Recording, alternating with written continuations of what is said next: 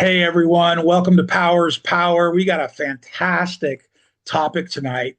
Humanoid robotics. Maybe someday, if you guys like the content of this one, we'll go through the ones that are non-humanoid robotics in a separate episode of Powers Power. So today we have Clinton Smith with us, and he is the author of the Dawn Run. It's on Substack, and you can read it. And he also works in the energy infrastructure with OHR Energy, and he lives in Southern California. Also, we have Collin Santucci, who writes Rigatoni Capital on Substack, and he is in the commodities market working within the agricultural space, and he lives in Philadelphia. And I'm Phil Pinelli. I do Stock Talk on Substack. I'm located in the beaches of South Carolina. And finally, Eamon O'Malley is on assignment tonight, so he won't be with us tonight. Okay. So with that said, I wanted to kind of throw out a disclaimer a bit because, don't take any of this that we're going to cover as gospel. You know, do your own research. We are not robotic experts. We're just three dudes sharing a beer and talking about the next couple of years. Okay. With AI changing every, seems like 36 hours, robotics moves at a much slower pace than AI does. And the reason for that is it's really tough to mimic a human when you're trying to build a robot. There's very precise elements that have to be addressed. So, with that said, please like and subscribe. Power is power. We love your participation. We love your comments. We love that you joined us. And we're covering three different companies tonight. We're covering Tesla. We're covering just the robotics portion. We're covering Boston Dynamics, and we're covering Figure Robotics. Okay. The only one of the three that is not public is Figure. So, with that said, we're going to get started here. Okay. So, we're going to go Tesla first, and we're going to ask Clinton how much progress has been made by Tesla with respect to converting their Fremont, California, Northern California plant over from an EV facility to 100% robotics only facility, and what time frame are we thinking that Elon Musk will be fully operational or even partially operational, because that's a big change. Yes, it is. Thank you, Phil. Happy to be here. So the line to transition this year.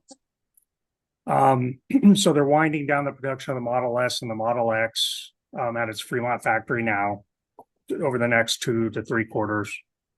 It's public reports are saying the second quarter. You kind of know how this stuff goes. Don't want to put a super hard right to the date. Bottom line, by the end of the year, it's supposed to be transitioned over. Gotcha. So that's pretty quick when you're considering. I don't even know how many square feet that facility is, but that was their main plant in California for a number. I think it was the Tesla 3, I believe, but that's a lot of square footage to convert. All right, cool. Yeah, it is for sure. They also announced the Optimus Gen 3, which we'll see in action in a little while with one of our videos. What do you think the specific mechanical improvements are in the hands and actuators that allow it to handle a more delicate industrial task than the Gen 2? Yeah, the robot stuff's exciting because you're taking, energy and all these different things, you're bringing it to reality, where it starts to get harder. And so one of the challenges with the Optimus has been the degrees of freedom within the hands. They only had 11 degrees of freedom. They've doubled that now with a new hand feature. It's 22 degrees. It's new actuators in the arm and the forearm, and it gives tactical fingertip sensors as well with feedback. Huh. That's cool. With the goal of having, Elon Musk has a goal of having thousands of these Optimus units working in the Tesla factories by next year, 2027. What is the biggest hurdle in moving from a controlled lab environment to the chaotic floor of a gigafactory? Yeah, so there's a lot of challenges, obviously, to make that transition. I know that Elon's targeting the long-term capacity of 1 million units per year. So to make that transition into then ramping and jamming out 1 million, I think the biggest bottleneck right now is energy. I think it's the interconnection queue. I know they're working on that, but I think that's one of the biggest problems. As long as all that comes on as planned, then I would say from there, one of the biggest challenges is going to be retooling the entire floor to then accommodate robots, which will then become eventually a fully robotic facility primarily. So, a question, add-on question, I guess, is do you see a need for additional energy to build these robots versus the EV cars? Or do they have enough energy just transferring it from one product essentially to another? Yeah, what I was meaning by that is as they ramp up production and they continue to use more electricity, whether or not they're going to be fully able to do that scale and ramp per their schedules, I don't know. So Okay. I'm looking into that. Yeah. Okay. How's Tesla approaching the robot as a service, which I love? This is the first time I've seen this, is RAAS, robot as a service model. It's kind of like the Tesla full self-driving in the sense that they don't want to just sell cars that are full self-driving in the Tesla car itself. They are asking us to buy a subscription to the full self-driving in the cars for $29 a month. So there, subscriptions, as Netflix and Costco have figured out, and a lot of different companies have, that's the way to go because it's the gift that keeps on giving every month, right? So with that said, how will they sell these units outright to other manufacturers in the next 3 years, or keep the fleet all internal? Yeah, so the way that the research showed this was unfolding is that by the end of 27, they'll start selling the public robots. So robot as a service by the end of 27. And one of the challenges is going to be the repetitive task training. So you can't really talk about the robots without the AI. And that training is involved with the facility as well. And that's also going to be the next bottleneck, I would say. Gotcha. That's cool. That's really cool. Anything else on Tesla before we move on? Just the digital Optimus software. It's a software-based AI Right. agent, Yeah. and it's basically computer-based knowledge that will do knowledge work rather than just the physical tasks. And it's going to basically bridge the gap though to continuous video processing, so that operators remotely can learn and transform things simultaneously. It's kind of like make adjustments. Excellent. Thanks for covering Tesla for us. And then for you, Collin, investors often struggle to value Tesla's robotics, because they tend to not separate it from the car business, right? So how do we, in the next 3 years, what metric can we use to really figure out to track the Optimus contributions to the bottom line? Yeah, so I don't cover Tesla, and I don't cover Tesla for a reason. I just can't wrap my head around the valuation of the company. For one, I have a rule here at Rigatoni Capital, and that rule is to never invest in automakers, any automaker, any car-related type of company I stay away from. And that is just a decision I had made at Rigatoni Capital 10 years ago, and I still stick to it. So, I think it's great that when people ask me, hey, should I buy Tesla stock? And what do you think? Is it valued at, what is it, a $1.5 trillion company today? Is this value just because of the Optimus? And I would say, yeah, probably, because this auto division of their company seems to slowly decline each quarter. As you can see, they're not, Obviously, they closed that one particular plant, so they seem to be focused more on the optimist for the future. So my suggestion in Tesla is to be super careful if you're going to buy this stock. I think it's pretty speculative at this point. Really? You don't think the robotics has a chance to flourish within the Tesla mode? I sure do, but I wouldn't know how to value that because it just seems like we're not there. Like if it was a company that is already has a net income, already has free cash flow, but this is not even up and running until when? 2027, late 2027. I mean, and how many times has Elon Musk That's a overpromised and problem. underdelivered, right? So, in my opinion, Tesla as a holding in the Nasdaq 100 or in the S&P 500 is fine, but to own it by itself, it's something I choose not to do. So, a couple of thoughts on that if we can keep going along this mode. One is they're talking about Tesla stock spinning off and getting some SpaceX when they go public later this year. In other words, if you own 50 shares of Tesla, you might get, whatever, 3 shares, 5 shares, 10 shares of SpaceX. Um, so that's one thought there, even though SpaceX is probably further out from monetizing anything truly to the bottom line, right, than Tesla Robotics is. Um, so that's one thought I was having about that. But the other one I have is for longer term, uh, rather than traders, for the long term investors, it you're still concerned that there's other better quality uh, equities that you could put your money in that'll pay off in 3 or 4 or 5 years. Yeah, I'm laughing because I do a investing or gambling podcast on Sundays where I come on as a guest like this, and the host is the biggest bear of Tesla that you would ever find.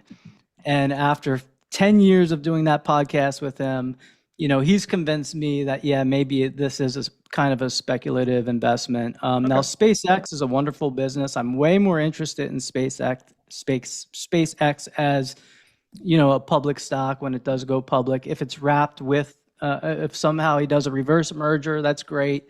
SpaceX, the problem I have with SpaceX is I can already tell that this valuation is building and building and building. And when it IPO, it could have its IPO moment.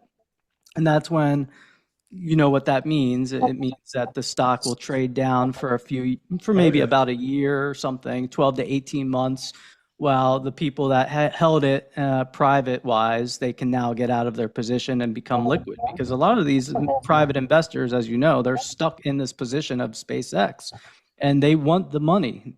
They want their money back. I think the minimum was 250K to be a private, as a retail investor like myself, I believe it was 250K. That's right. Uh, So, with that said, uh, one of the things I would mention, and I'm not looking for a response necessarily, but I've listened to all the last 12 quarterly earnings calls on Tesla going back 3 years. And the one they just had, I think it was like November, December, they were really specific from the get go of that we're no longer talking about cars. The car business to us is at 2 million vehicles, we're done. And they went just straight to the concept of, robotics first, SpaceX, XAI, et cetera, as their focus. So I don't have a position. My kids do, but I'm thinking, they're 35. They got plenty of time for that to maybe work itself out. So, but I appreciate your answers. That's great. Okay. So the next one up is Boston Dynamics. I'm going to be taking Eamon's Boston Dynamics topic and doing my best to try to answer it in my own words. So now that the All Electric Atlas is the name of their robot has moved from a prototype to a production ready model, what is the official timeline for the first fleet to be operational at the Hyundai Meta plant in Georgia? And the answer to that is faster than you would think, but slower in some respects as well. So It's as of early 2026, which is where we are right now.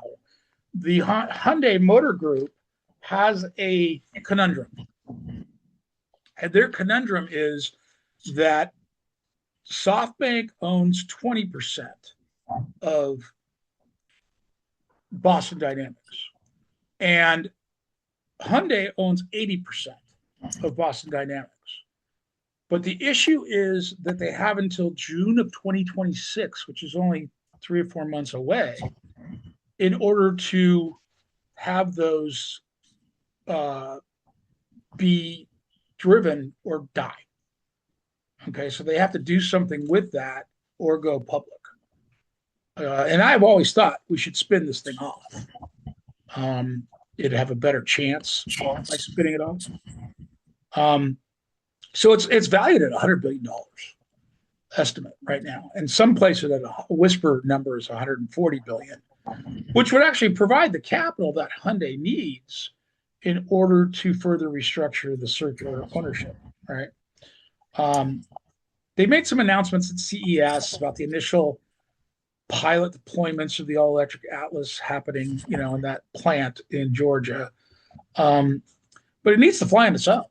Part of the problem is that when you have, a couple different Japanese owners, right, that's fine. But if you want to compete, at least in North America, quickly, you're probably going to need it to be based out of like Boston in this example. So the Georgia goal is for them to shift massive production levels to 30,000 units per year, specifically for the tasks and parts sequencing at the Georgia Meta plant. And one of the questions there is it too late in the context of their competitors to be doing something in 2028, not 2026 or 2027?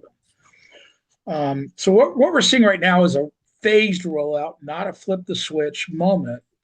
And by targeting the initial pilot deployments for this all-electric Atlas inside the Georgia Meta plant, which is a car plant, again, like Tesla in Fremont, California, they're more focused on reliability, which is smart, safety validation, workflow integration, until it's fully dialed in within the plant, helping them make cars. Then they would look at industrial robotics, not really a software launch. And it's delivered this way by design. So any comment to that before I move on? I mean, does that seem logical to you guys? So is Hyundai, what country are they based out of? Oh, that was Japan. Am I wrong? Okay. So can I buy it listed in the New York Stock Exchange? Absolutely. Absolutely. Okay.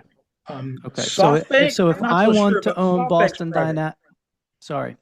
That's fine. If I want to own, if I love Boston Dynamics and I've seen these crazy videos of the robots jumping around online, and I'm like, I need to have access to this. This is the only way for me to do it as a retail investor. I get direct exposure to Boston Dynamics that way.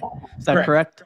That is correct. And I believe that if they spin it off, you'd probably get some of that stock ownership in just the Boston Dynamics Corporation. I would not guarantee that without further research, but it's something to consider. So with the recent Google DeepMind partnership, how much on-the-fly reasoning can Atlas actually perform today when it encounters obstacles that it's never seen before? And this is a real interesting answer. It's the biggest internal transformation for Boston Dynamics. It built its reputation on what's possible under Hyundai. The focus shifts to what's repeatable. That means tighter engineering cycles, cost discipline, supply chain rigor, and designing robots that can be serviced at scale. You're moving from a viral demo of videos to uptime metrics. It's less about the wow factor and much more about the durability, consistency, and ROI for customers. So that's the big thing. Yeah, that's the big one. They're very slow. And I think that's kind of the Japanese way a little bit, because I have buddies that work for very large Japanese companies. And they have pretty substantial positions within those Japanese companies. And they say the same thing. It can be plodding at times, but they seldom get it wrong. And if you think about how the cars came along, which cars got better faster, back in the 80s and 90s? It was definitely the Japanese cars. It wasn't Chevy, it wasn't Ford. They were still, even today, look at Ford, how many recalls it has. It's crazy. It's ridiculous. That's what keeps the stock down around $10, right? So, with that said, I'm going to move into the DeepMind piece, which is Google. So the question is, if I can find it properly, it should be number 3. Well, that's why. Okay. So Atlas teamed up with DeepMind, which is a Google product. I just watched a really cool video today about Eric Schmidt and how they bought DeepMind for $600 million back 10 years ago. And to put it in perspective with how fast it paid itself off, it rearranged the cooling in the air conditioner cycles within the corporate headquarters of Google, and it saved them $600 million across all their facilities within the first year. Now look what it's doing. It's really competing in quantum with people like IBM, and it's doing a lot of great work in AI. So the partnership with Google was about pushing. It was about pushing Atlas beyond pre-programmed motion into more of an adaptive behavior. What I mean by that is you don't want just a general purpose thinker as a robot. You want something that will not walk into a human when it comes around the corner, right? Who happens to be standing there. So that's where DeepMind's helping Boston Dynamics, is from that process of using the vision language, which is called VLA, as opposed to just like you talked about, Clinton, with the actuators and stuff within Tesla. So it's much more aware of its surroundings and able to correct anything that's going on with its surroundings if it walks into something that it's not frequented before. Doesn't have to learn on the fly. So that's kind of cool. And then I guess the figure versus the last one I want to cover is the expansion beyond industrial in the next 3 years. I'm thinking 3 years out with Boston Dynamics. That's where the revenue is and where Hyundai has immediate leverage. That said, the platform absolutely has optionality. You could see early pilots in emergency response or hazardous environments where humans' risk is high. Healthcare is further out than 3 years. Regulatory hurdles and safety requirements are much tighter in those areas, such as healthcare. But it does make sense to try to get something deployed for help with ambulances, et cetera. And one of the things I was reading, not so much about Atlas per se, but across Atlas and Figure Robotics, is that they're using robots today, at least one brand in Johns Hopkins main hospital, and is walking around with the doctors and the interns, and it's basically learning with inference, with the level of intelligence that we've been able to give the chips. And what it's about to start doing is stitching people up. That's the easiest thing to do. And then it will move. I don't want it stitching me up. You're such a naysayer. I'd much rather have a robot in 2030 working on my liver transplant than any human. That's how reliable I think these things are going to get to that point. But I get it. They'll be good eventually. I feel Collin's pain on that, though. I would be very nervous, but my wife had a surgery. She had surgery using a robot. My wife did. Yeah. A good friend of mine back in the MCI days, she married a guy who was a robotics knife guy who created incision metals. Excuse me. And he did pretty well. So that's definitely where it's at. The second step will be just incisions. It won't do anything beyond the incision. It won't crack your rib cage open to get to the heart. It'll just do incision seconds. Beyond that, it's kind of hard to predict what's next. But it is interesting to see. I give you an example. I have a friend who lives in the South Bay of San Francisco, San Jose area, and she took her first Waymo ride in San Francisco to and from a location. And I said, "What'd you think, Cindy?" And she said, "Well, I really liked it, but I don't trust it." I'm like, "So you're in this car, it worked great. You used it going and coming, going there and coming back, and you still hate it. You'd rather be on the road with all the drunks and the people that are 95 years old and probably shouldn't be driving." So, yep, yep. So it does take time to break people's opinions of these things. Absolutely.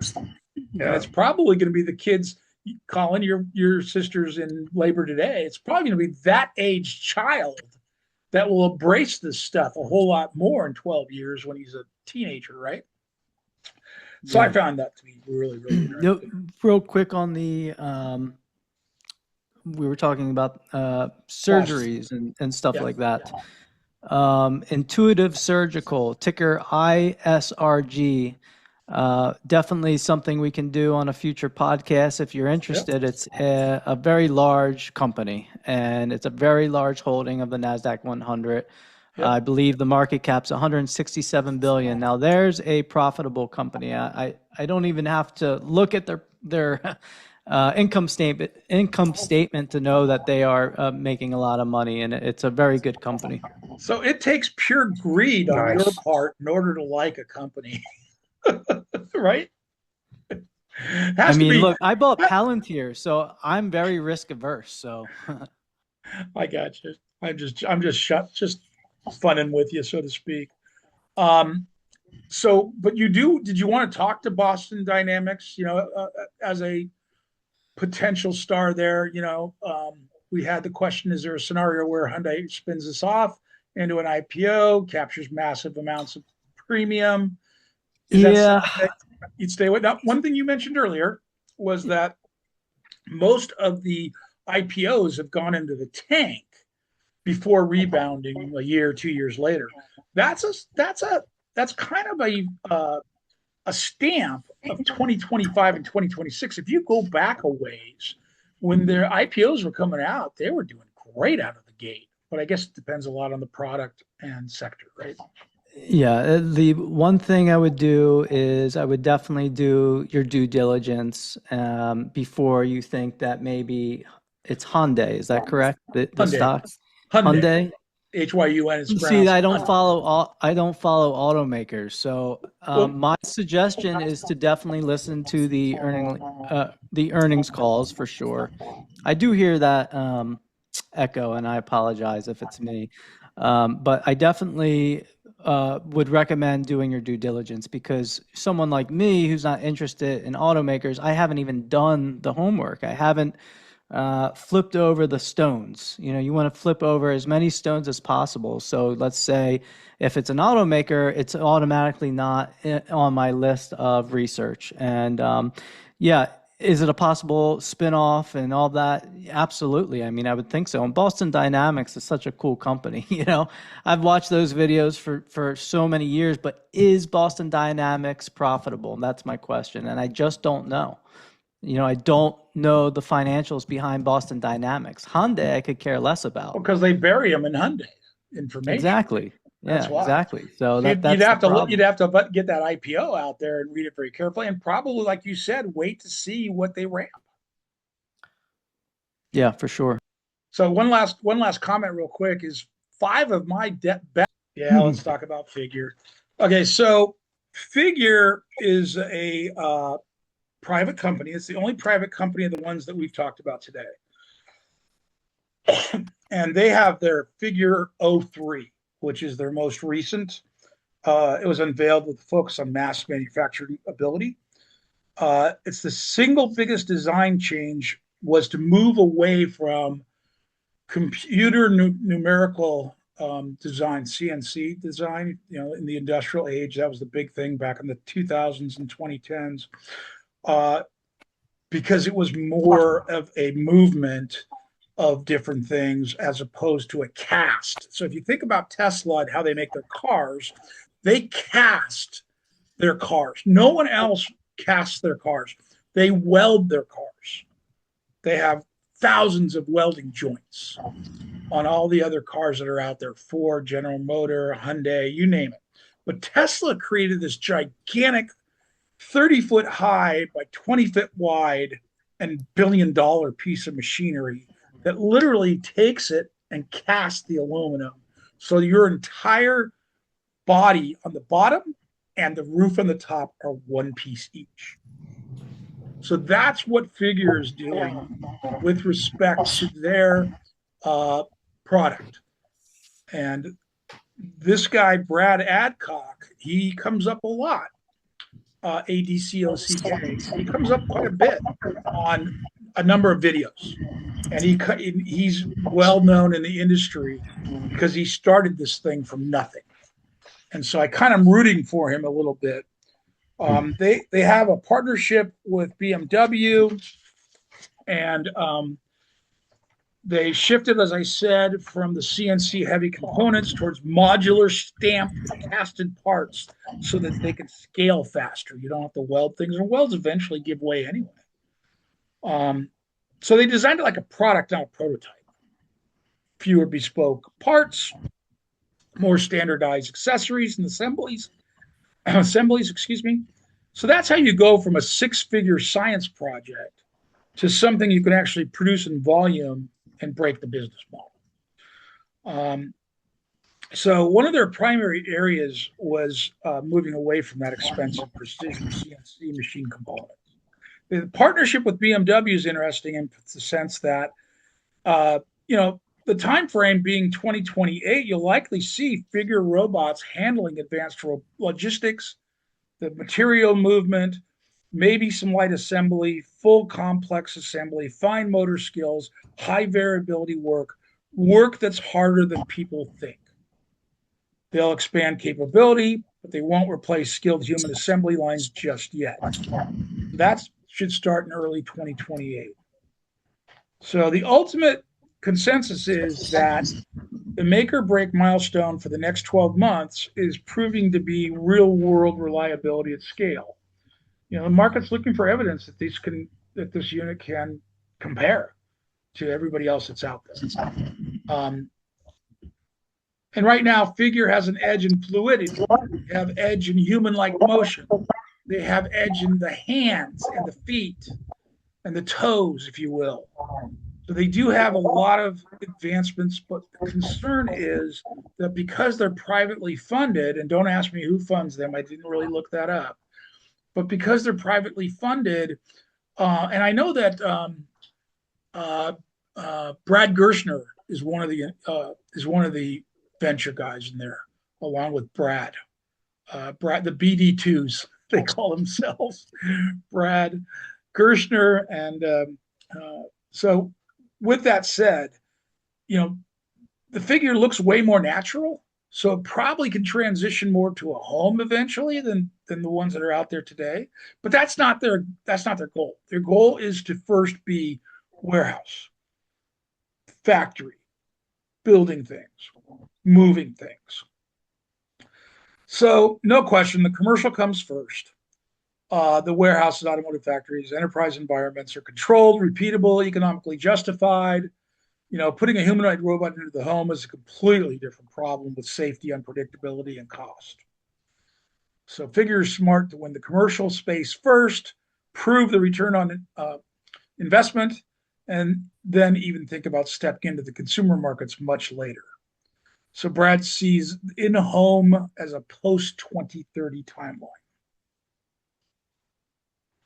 Okay. Post 2030. Okay. And what would these cost for the consumer at home that wants their it'll start folded? It'll start, yeah. Well, keep in mind, it's going to be the most elite, money makers in this country or any country that are going to do it first. So you're talking six figures. But once you scale, it'll start coming down to five figures and then eventually down to, Tesla loves to say, hey, I can get this down to $15,000, $10,000 each. But as you said earlier, Elon's known for over exaggerating the possibility timelines. So I'm not taking that into consideration. Adcock is much more of a realist. and he's got his head on, real straight. Everybody who works with him or at Figure loves him. So it's a much smaller scale.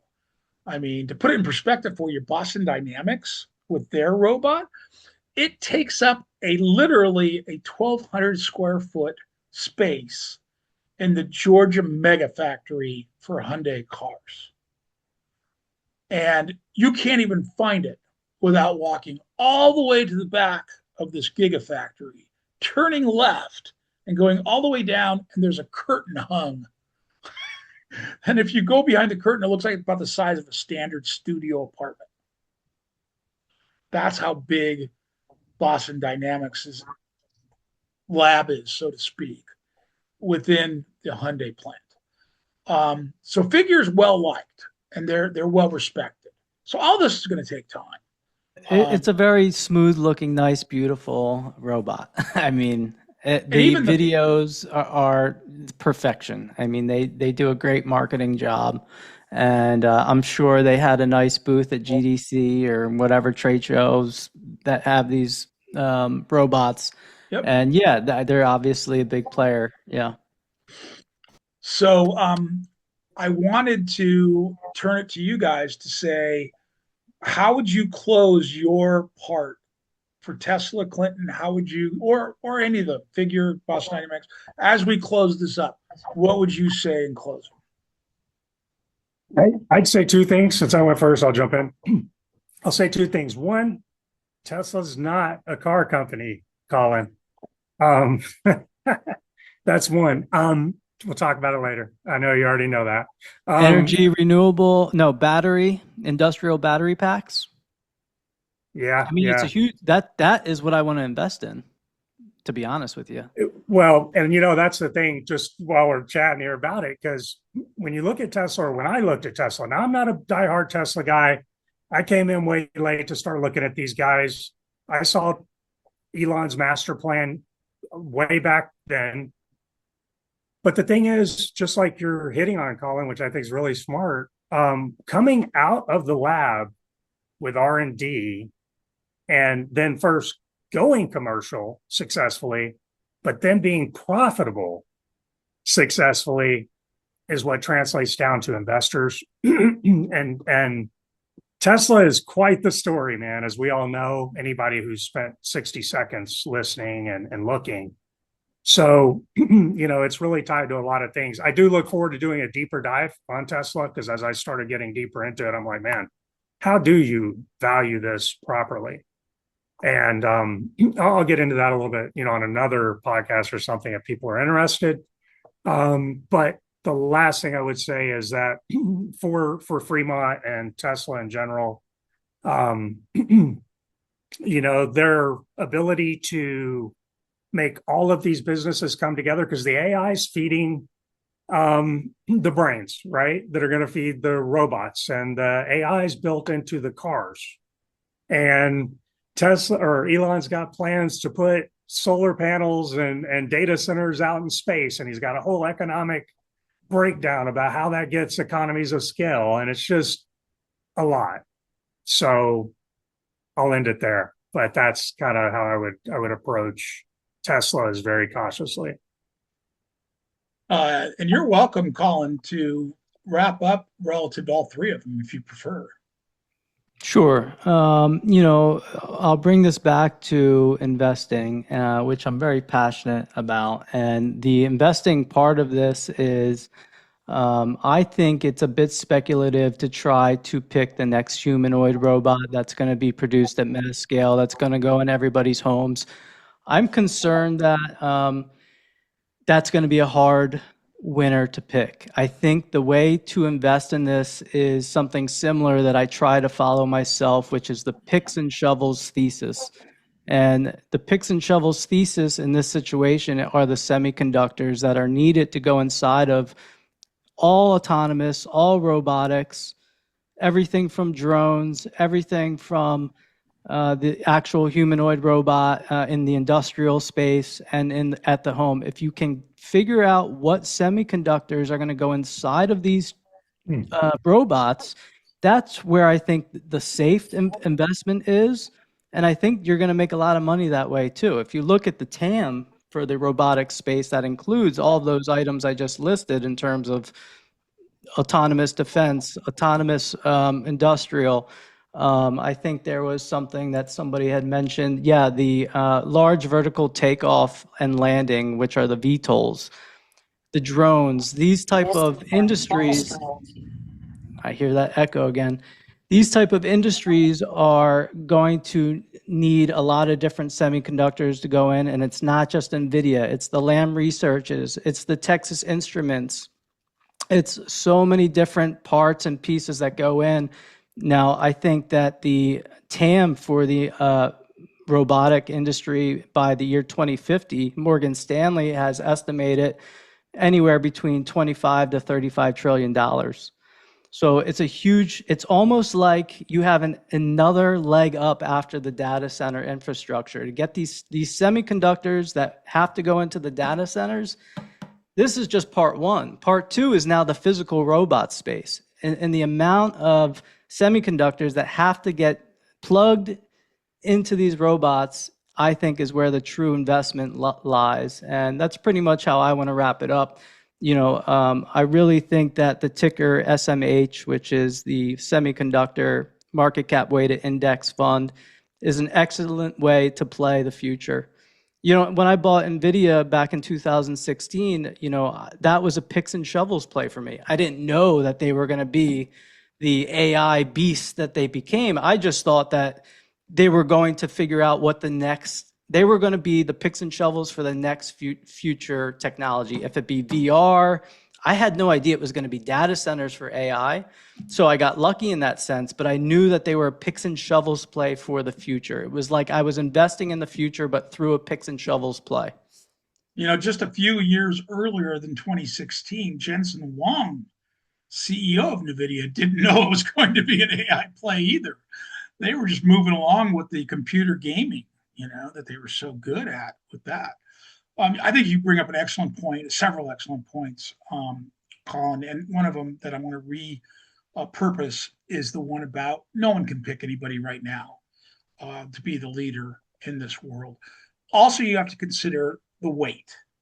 You cannot have one of these things weighing 3, 4, 5, 600 pounds, especially in the home, but even in the factory, because think of the damage it's going to do if it falls on a person, if it knocks over a rack that's filled with thousands of pounds worth of. So you have to have these things be both the ability for their fingers to be actuated like ours, but they also have to be fairly close within a range of our weight.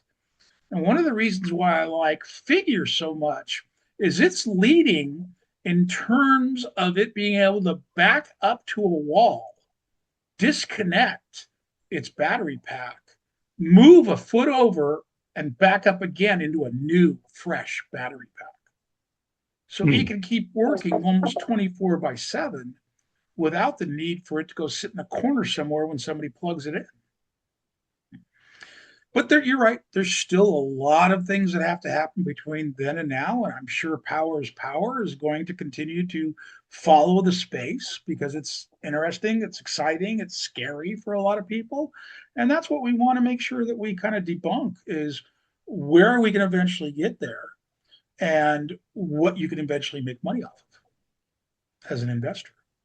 So I want to thank my guest today, Clinton Smith, again, of the Don's Run Substack, and also Rigatoni Capital, Collin Santucci from Rigatoni Capital on Substack.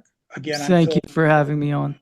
You bet. And I'm Phil Pinelli, and you can reach me at Stock Talk on Substack, as well as the Powers Power podcast, which is available now on 5 different streaming methods, primarily here on Substack, as well as YouTube TV.